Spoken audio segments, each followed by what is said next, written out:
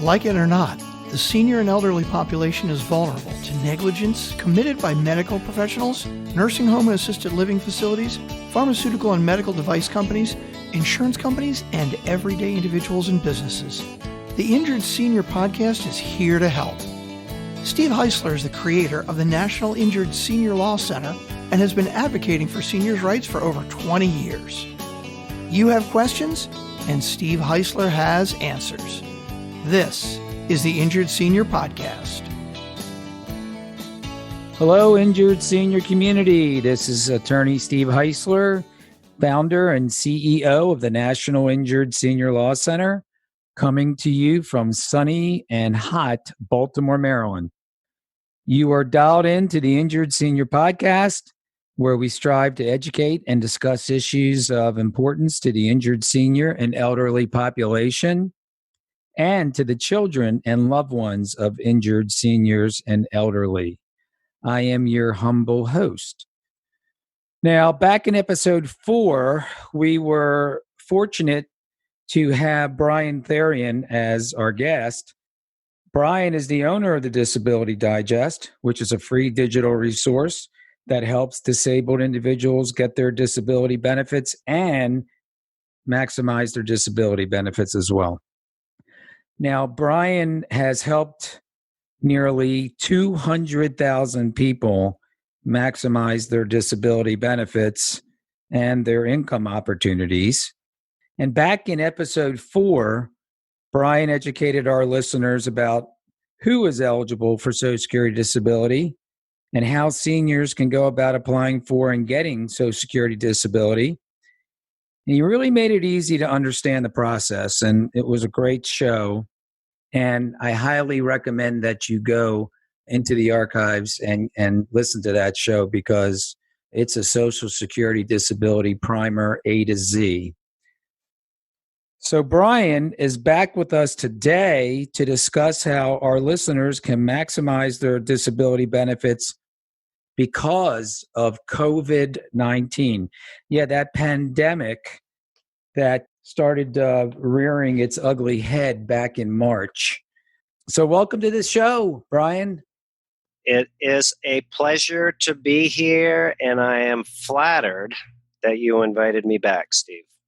I am flattered that you said yes.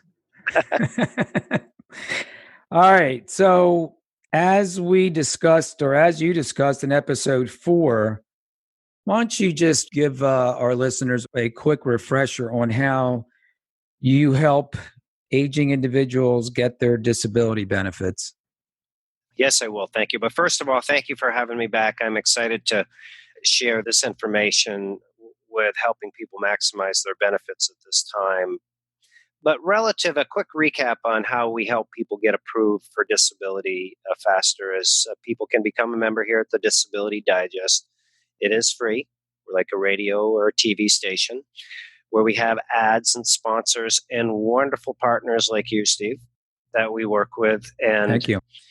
So what we have done is we put together courses. A disability approval course is what we call the entire piece. And when somebody registers and they're going through the process, they get contacted by one of our advocates, an actual real live person. So yes, we are digital, but we do have an interactive component with people. And the advocate will meet with the individual over the phone and get an understanding of their situation, then assign them a strategy and the right components of the course so that they can go forward, clearly understand what they need to do, how they need to do it to get their benefits approved fast. Like simple things like what you need to do to get doctor support. And if your doctor doesn't support you, then what do you do? It's just one quick example.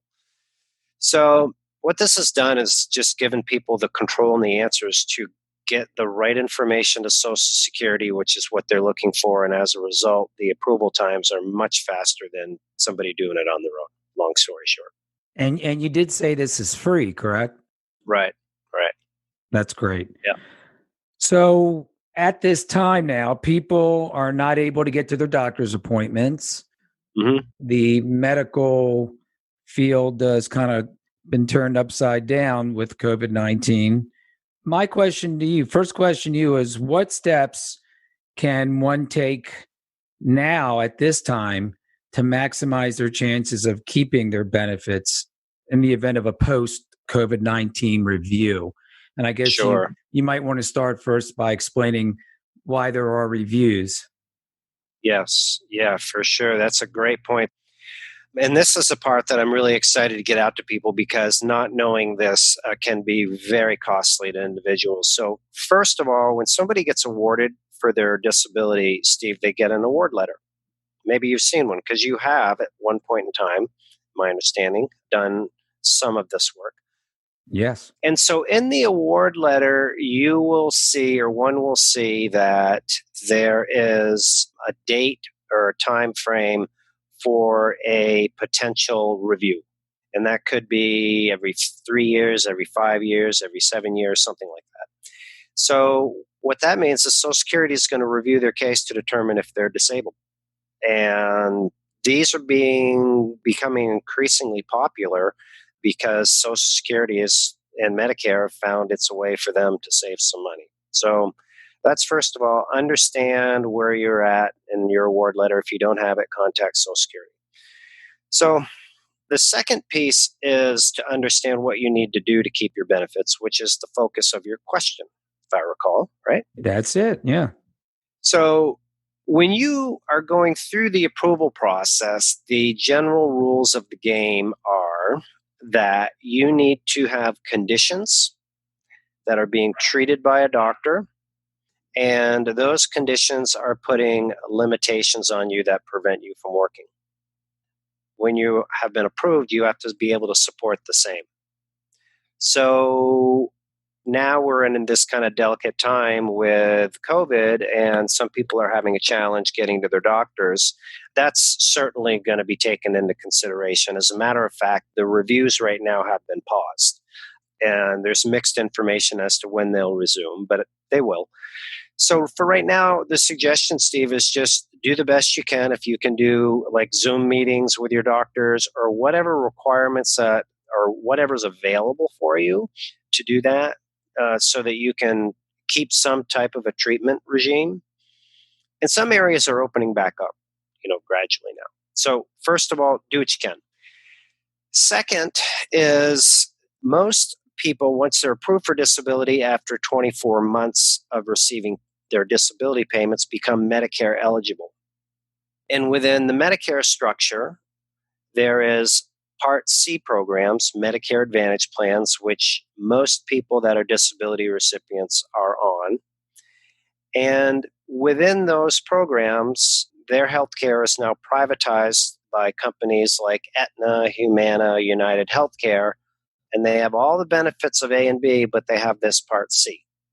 So within Part C, there's a telehealth piece that is independent within there that one can use, and different carriers or companies have different COVID exemptions for cost, for availability that people can use.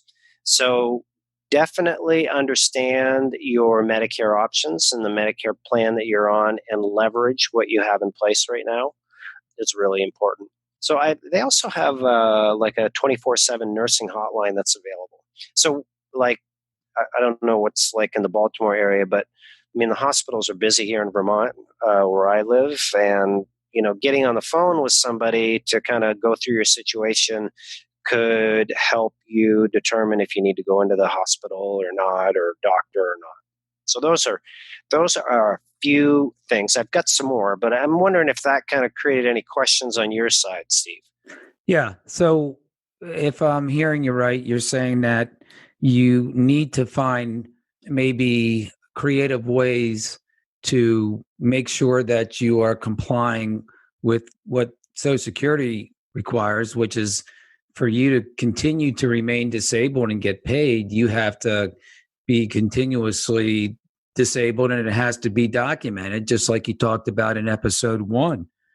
Right. And so if you can't go in to see the doctor because of COVID-19 restrictions, then you should be doing, if you can, telehealth appointments. Did you mention the home-based workout journal? I didn't. Oh, like working out at home? Yeah. Oh yeah, like home workouts. Okay, so yeah, for sure. I mean, that's a great point. So within most of these Medicare Advantage plans, they do have the Silver Sneakers gym membership that you can go to, but most of the gyms are closed. But many of the plans have work at home structures or different ways that you can get coached, counseled, even for fitness and different, stretching, flexibility, pain relief regimes that one can do. Yeah, for sure. That's a great idea. Okay, Yeah, good. and it's all included in these zero premium plans for the most part. Yeah, it's all available. So, provided that individuals are going to be found under review, they're going to be found to be disabled at the time that they're reviewed. How much money can one make while still receiving their benefits? Oh, the $1 million question. It was going to come at some point. You knew that, Brian. Yeah, as I say to people when they ask me that, and I said, don't you want to know the part that how much you can make, keep your benefits, and not go to jail? Right, right. So that's a great question. So I want to address it in two ways because there's two figures that float around out there, Steve, which is confusing. So first of all, for those that are going through the disability approval process, they have one amount that they can make and apply for their disability benefits. And that right now at the time of this recording is $1,260. So you can work and earn money. That's the concept. However, a word of caution to those of you trying to go through work and get approved, those cases are very, very difficult to get approved, awarded, because Social Security will look at it and say, geez, you can do a little bit of work and earn some money, and maybe with reasonable accommodations, you could do some more or a different job. So just be very careful about that. If you're a member at the Disability Digest, we can talk to you more in depth or listen to some of our information. So that's one part. Once you're approved for disability, the figure is different. It is right now, at the time of this recording, $910 that you can make.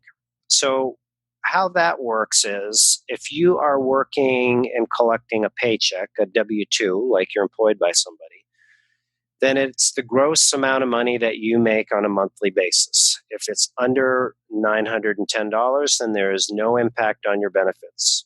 There is, you just report to Social Security that you're working, consistent with your award letter. Now, if you're doing something like an independent contractor, maybe you're running a YouTube channel or whatever it is, pet sitting or that, then it is your net income after expenses, your net annual income.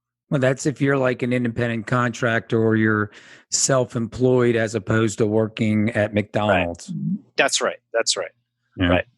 Right. And so if you choose to go above the $910, there are also options that Social Security provides. There's a program called the Ticket to Work program that provides gradual reentry with no risk of losing your benefits so that you can earn above that 910. So it's structured, Steve, so that people can test the waters with no risk of losing their benefits, 400, 500, 600, all the way up to $910. And then, we always coach people that once you get stable there and you think you want to, go for it, then it's time. But try to do something on a limited basis first and prove that you can consistently perform there. Yeah, but is this going to be held against you by Social Security if you talk about the historical Ticket to Work program?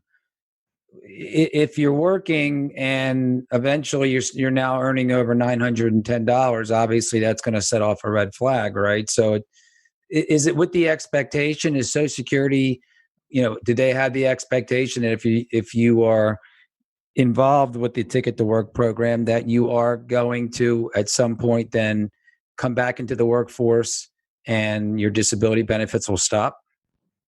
Well, perhaps they could, but the Ticket to Work program, in my opinion, it's not successful. I think it's maybe 10% of the people that enter into it succeed.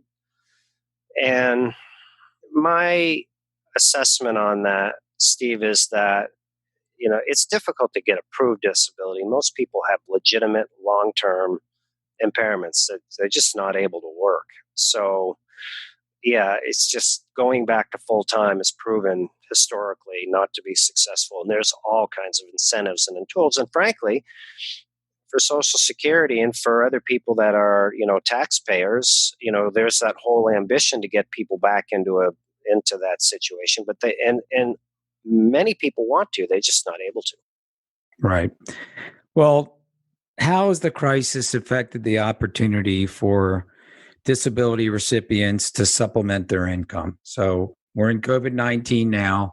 What other ways can disability recipients who are not going to be able to go back to work, how can they find ways to supplement their income? Sure. It's actually, I think it's been fantastic for people with disabilities for a variety of reasons. One is the business in general has become, for big business, it's become socially acceptable, not social, but it's forced people to go online. And some that weren't online before, now they've had to go online and they might stay there. So creating online jobs is ideal for this marketplace. Like I was on the phone with GoDaddy earlier today and speaking with one of their service team members, and they've remoted everybody now, and which they hadn't before. And so now the gentleman Jason was telling me it looks like it's going to stick, after COVID because it's working. So online positions, working from home, first of all, is an advantage for people with disabilities, and a lot more businesses are doing it. And what that has done is it's created a demand for more home-based workers, Steve. Large companies that, like I said again before, that haven't done it are now doing it or doing more of it. And some of the other things that have helped with this is there's companies out there, and we operate this way as well. And we just finished a large joint venture with a major employment agency that offers part-time shift work positions. So for somebody entering back into the workforce, in my experience, it is what has worked best is an environment where they can work 12 to 15 hours a week to start. And they're working on a team or in shift work so that if they're not able to go, they can get covered, reduces the stress. And if you can get to 15, then okay, you could stretch to 20 and do that. So think back to the Ticket to Work program. What hasn't worked is that's like going from 0 to 100, right? You're going right in. They want you ramped into a full-time work environment right away. So companies like ours, and we have a small team here, that's what's worked for us. And this partnership with NTI that we've just completed, they are, they're dealing with government contracts, box retailers, airlines, all kinds of different companies. So I'll tell you, I've been doing this since 2006. This is the best time that I've seen for the opportunities for people that have limitations, disabilities, or maybe they're just a senior that's on retirement that's looking for something to do, and they've kept in the game with their computer skills from their grandchildren, or so there's just, it's a good time. And it's especially a good time to be involved in an online occupation or part-time work, something that you can do remotely from home on your computer, correct? Right. Yeah. And just a few tips, if I could, Steve, for people Sure. out there thinking about it. I mean, you do need to have some basic tools in place, high-speed internet access, not wireless. Like typically you're going to have a hardwired internet into your computer, just a cord that goes in, and a pretty, recent computer. But if you have that, I mean, you're good to go. So that's one. The other thing, if you haven't worked in a while and your typing skills, your email management skills, other things like that you might need. You might want to give some thought to practicing up, like doing some things, maybe volunteering or doing something if you're not able to find your ideal job right away, just so you can start getting those skills brought up to speed. Those just a few tips for people. Oh, that makes sense. That makes sense. Yeah. What about if you're a senior or elder that you're a little intimidated by the computer and might need some type of beginner's course and just how to get the basic skills down to operate or be able to earn a part-time income on the computer?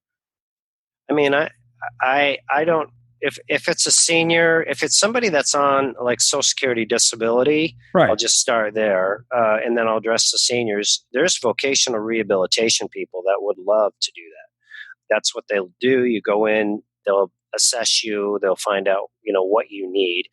So that's definitely a place to start. Well, who do they contact? And not to interrupt you, Brian, but if you're on disability benefits now and you want to get those skills, I mean, do they just contact their local Social Security office to get hooked up with a vocational rehabilitation counselor? Or how is that actual in practice? How does that work? You can just open a browser and go to my local vocational rehabilitation center. If you're working with somebody here at the Disability Digest on your journey, they'll point you in the right direction. Good information. Good information. Yep. Appreciate it. So that's it. There's also organizations out there that could help seniors that are not on Social Security disability, and those are called Centers for Independent Living. These are government-run, government-funded organizations that provide free resources and many different resources, but one of them is like, coaching, career counseling, reemployment, that type of stuff. But I know like in the circles I've been traveling in, there's a lot of, with everything that's going on, there's a lot of opportunity to access different learning platforms. Like here in Shaw, a little town I live in, we have a senior center, and they have courses on how to use computer, how to do just different technology stuff for seniors. Great. So for sure, you've got to be willing to get out there, get uncomfortable if you haven't done anything like this, because it is a whole new game, getting on your computer, putting on a headset and talking to somebody, and following, what to do and what to say. That's great advice. And, my dad is 87 years old. He can't even turn a computer on. And we've kind of like shrugged. I mean, he is 87 and he's kind of set in his ways, but we've kind of shrugged our shoulders and said, what are we going to do? But I am going to look and find where the closest independent center or center for independent living is in the Baltimore area. And I'm going to personally chauffeur him there, because my mother, who's 84, she's gotten it taken care of. But my dad is really lagging behind. So that's great advice. And for our listeners out there, the Centers for Independent Living is a resource that you should seriously consider and investigate. So thank you for that, Brian. Yeah, sorry to interrupt one of my bad habits, but I get excited about this. I have actually, it was yesterday. I just did a video tutorial where somebody can watch the video. It'll show you how to go into your local area and find your local Center for Independent Living. So if you'd like to include that as a resource in the replay, then just remind me and I'll make sure that we make it available for you. It's a helpful tool. You got it. Thank you. Brian, I want to shift to another question. What extra benefits can disability recipients make some extra income on because of COVID-19? Okay, great question. My favorite one. So what has happened is the government has put in an exemption. if you will, to the Medicare regulations to allow people to access more resources during this period of time. And how it works is this. If you are Medicare eligible, you typically have the opportunity to change plans from the period of October 15th to December 7th. They call that the open enrollment period.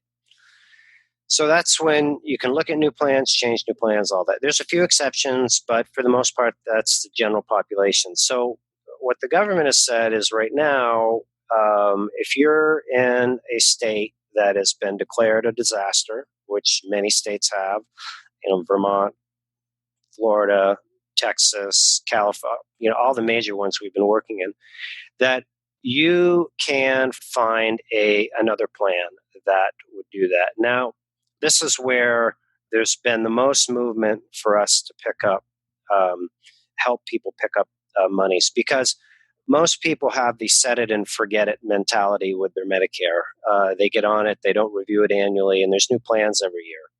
So what happens is this is a very competitive market for companies now. You have your Part A, your hospital, and your Part B that are standard, that everybody gets. And then you have Part C or Part D. The Part C and the Part D, especially Part C, has become very competitive because how Part C works is Medicare pays companies, private companies, big companies like United Healthcare, Humana, Aetna, Blue Cross Blue Shield, to manage your healthcare. So one gets all A and B, plus they get all these other benefits. So this is where I'm going with this. If somebody's on a Part C plan, or is just maybe on A and B, or whatever their situation is, and they come to us, which most of the questions are, I need some extra cash, I'm stuck in this COVID thing. So we look in the area, and commonly what we've been able to find for people is different ways for them to either offset household expenses or actually just get straight cash back in these plans. So here's two ways in which it works. These plans have what's called shopping credits, OTC benefits, over-the-counter features. And the companies, you get enroll in this plan, it's zero premium, it doesn't cost anything, and you get all the benefits associated with it, one of which is this OTC feature, which could be $50 to $80 or $100 a month in shopping credits. So you're not, this is not a cash benefit, but you can purchase stuff at typical drugstores that are common household expenses, anything from, Band-Aids, suntan lotion, toothbrushes, you name it. You think about CVS or Walgreens, and that's what you have access to. So that's one thing that helps offset traditional expenses. Wait, you're saying that they will send you a check for the amount you spent up to about $50 to $80 if you go into a CVS and buy a toothbrush? It's commonly shopping credits, which you get like a debit card that you use or an account number, and you just shop online, and they deliver it to you. Some of the companies actually allow you to go into a physical store, but it's more popular now because of our audience just to have it shipped to their house. Great. Okay. So that's one. And in a lot of markets now, because these plans have become so competitive, they offer a cash back feature by moving to the plan. So I had a gentleman in Florida and called, same question, looking to pick up, some extra cash flow. So in that market there, they have a plan that pays them $100 a month. It's a Medicare Part B premium buyback. So instead of paying the $144.60 for his Medicare Part B, he now pays $44.60 in this example. And that also, in his situation, he did not have any shopping credits, and he picked up, I don't remember exactly, $50 or $60 a month in shopping credits. So he had a $150 swing in his cash flow. So those are some of the common examples that are available. But There's other ones. Giving another example, we had a group in Arkansas, husband and wife. It wasn't necessary for them to change any plans. They were entitled to a state subsidy that they didn't know about. So for individuals that have certain low income requirements, your local state, or we can get the local state to pay for their Medicare Part B premium, which is now $144.60. So the husband and wife had the $144.60. They were, on track to be paying forever. So state of Arkansas applied, get that relieved. So what's that, like $300 a month, close to $3,600 a year? And you're looking at somebody that has probably their combined disability income, their Social Security combined income is maybe around $2,000. So it's a pretty big swing. They were delighted. So those are some of the areas where there's low-lying fruit. But commonly what happens in addition to that, again, is the plans change. They get better and better every year. People haven't looked at the new ones. Maybe they're getting $20 a month in office copays by seeing their doctors that they could also, pick up or get out of. So the general message is just be aware of what your options are and make sure you choose the right one. Well, that's what I was going to say.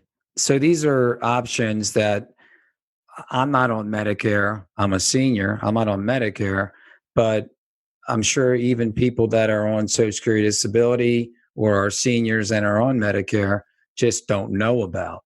And what you're telling me is that if our listeners go to the Disability Digest, they can learn more about these options that they have. You gave some great examples and explained it phenomenally, but people are going to want to learn more and they're going to forget a little bit. So to get the scoop on this stuff, they need to go to the Disability Digest where there'll be the resources there. And did you tell me that they can actually schedule online a time to talk to a disability advocate who can give them more information and help them with these issues? Yeah. I'd like to have a 30-second commercial on this to explain how we run this part of our business, if I could, Steve. I'll give you 30. Go ahead. You got 30 seconds. So somebody comes and they register, and because there's no two situations alike, the zip code, their income, their conditions, all that, we have a team of individuals here, Medicare specialists, licensed insurance agents that just specialize in Medicare, that one would have access to talk to. Now, this is totally free, and I want to explain how it's free and how it works for us here.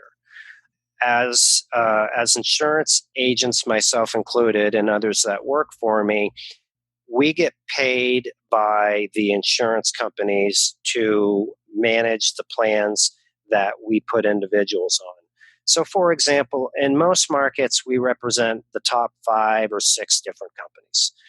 And if we suggest a plan, somebody gets on it, and then there's no charge for the service. There's no additional charge whatsoever because there's no premium on most of these plans.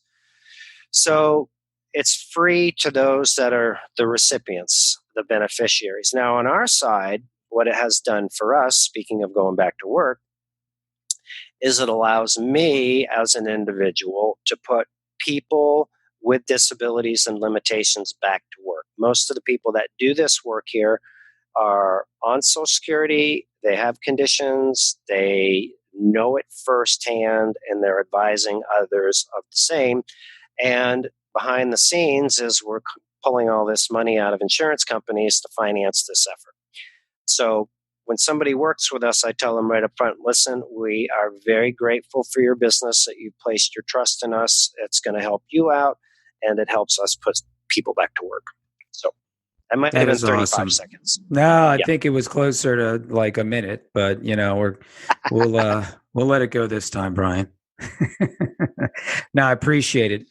And I think that it is a wonderful service that can be accessed by our listeners and our disability recipients. So that's awesome. So if they want to get a free benefit review, what do they have to do? So I'm not sure how you're going to distribute this or where it's going to go, but we can put a link below where one can come in and just fill out a form, give us their zip code information, etc., and then they'll be in touch. Now, I will say to those that are out there right now, most of these incentives are targeted to be done. We don't know how long they're going to be. Some might be done at the end of June or shortly thereafter. So I would definitely take action on it right away so that we can have the best opportunity to help you out. Well, they can also go to the Disability Digest as well, right? I mean, can they navigate their way if they go to the Disability Digest? Yep. If they go to the disabilitydigest.com, for sure they can get a general membership. I was going to put a special link for your group down below. We can do that too, but depending on when they hear this. And if somebody is like, you know what, I just want to learn more about you guys, check us out on YouTube, Facebook. We've got a Facebook page. We have Facebook support groups that help people getting approved, that help people that are on benefits. So, just whatever works for you. But Great. I just encourage people to take action because it's a great time right now to maximize your benefits for sure. Yeah, a little ray of sunshine in an otherwise cloudy last couple months. Amen to that. Dark. I think dark's the word. Brian, the information is valuable and really, really helpful. And you said that obviously you gave the disabilitydigest.com as the main hub. What about and you mentioned you have a YouTube channel. Are there any other social media platforms that they can find you on? No. Well, LinkedIn, but it's not really geared towards this. But yeah. Okay. All right. Primarily those two. Yeah. Awesome. Brian, I have to say you over-delivered again. So I'm just so happy we had you on there. We're going to have you on again a third time. Maybe we could talk more about Medicare in general, the Medicare plans in general on our next show, or just other ways for our audience to maximize their disability benefits. I've been on your website and there's just so much information on there, and it's all good stuff. So thank you, Brian. And like I said, we're going to have you on again. Injured Senior Community, if you have any questions or want to talk to me at the National Injured Senior Law Center and have me investigate an injury that you might have sustained, or just have a question about an injury or a medical malpractice or anything that caused you to become an injured senior, get in touch with me.